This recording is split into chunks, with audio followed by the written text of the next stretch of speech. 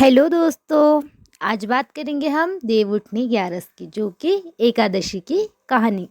कल है एकादशी, देव उठनी 11। देव उठनी एकादशी, जिसे प्रमोदनी एकादशी या देवोत्थान एकादशी भी कहते हैं, कार्तिक मास के शुक्ल पक्ष की एकादशी को मनाई जाती है। यह वह दिन है जब भगवान विष्णु अपनी 4 माह की योग निद्रा से जागते हैं और इसी के साथ सभी शुभ कार्य जैसे विवाह, मुंडन आदि फिर से शुरू हो जाते हैं। इस एकादशी से जुड़ी कई प्रचलित कथाएं हैं। चलिए, जिसमें से एक कथा मैं आपको सुनाती हूँ। राजा की परीक्षा और भगवान का ज्ञान। प्राचीन काल में एक राजा था जिसके राज्य में सभी लोग एकादशी का व्रत बहुत श्रद्धा और नियम से रखते थे। राजा ने पूरे राज्य में यह नियम लागू कर दिया कि एकादशी के दिन कोई भी व्यक्ति, यहाँ तक कि पशु को भी अन्य अनाज नहीं दिया जाएगा, केवल फलहार ही किया जाएगा। एक नौकर की तलाश। एक बार दूसरे राज्य व्यक्ति राजा के पास नौकर मांगने आया। राजा ने उसे यह शर्त बताते हुए नौकरी पर रख लिया।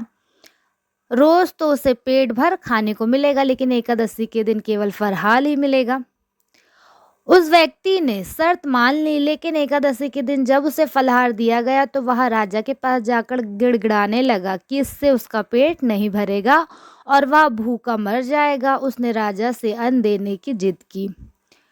भगवान का हस्तक्षेप। राजा ने उस व्यक्ति को अन्न देने से मना कर दिया और कहा कि अगर उसे इतना ही कष्ट हो तो वह अपनी नौकरी छोड़ दे। जब राजा उस व्यक्ति को अन्न नहीं दिया तो वह भूखा व्यक्ति अपने प्राण त्यागने के उद्देश्य से नदी की तरफ बढ़ गया।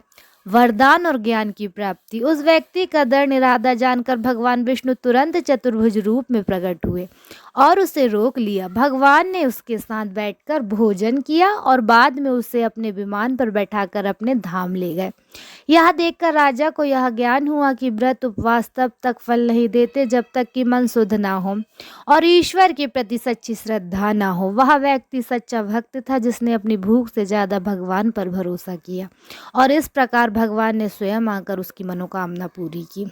इस घटना से राजा को व्यक्ति और शुद्ध मन से महत्व का पाठ पढ़ाया। लक्ष्मी जी की प्रार्थना। एक अन्य पौराणिक कथा के अनुसार एक बार माता लक्ष्मी ने भगवान विष्णु से कहा, हे नाथ, आप दिन रात जागते रहते हो और जब आप सोते हो तो लाखों करोड़ों वर्ष तक सोते हो। आपके इस तरह अनियमित सोने से सृष्टि के कार्य प्रभावित होते हैं, अतः आप नियम से प्रतिदिन निद्रा लिया करो। भगवान विष्णु का संकल्प। लक्ष्मी के आग्रह पर भगवान विष्णु ने मुस्कुराते हुए कहा कि अब से वे हर साल 4 महीने के लिए योग निद्रा में रहेंगे। भगवान विष्णु। लक्ष्मी जी के आग्रह पर भगवान विष्णु ने मुस्कुराते हुए कहा कि अब वे हर साल 4 महीने के लिए योग निद्रा में रहेंगे। चतुर्मास की शुरुआत और अंत। आषाढ़ शुक्ल एकादशी देव सैनी एकादशी को भगवान विष्णु योग निद्रा में चले जाते हैं और कार्तिक शुक्ल एकादशी देव उठनी एकादशी को जागते हैं। भगवान विष्णु के जागने प्रशस्ति में पुनः शुभ ऊर्जा का संचार होता है और इसी दिन से सभी तरह के मांगलिक कार्य जैसे विवाह आदि फिर से शुरू हो जाते हैं।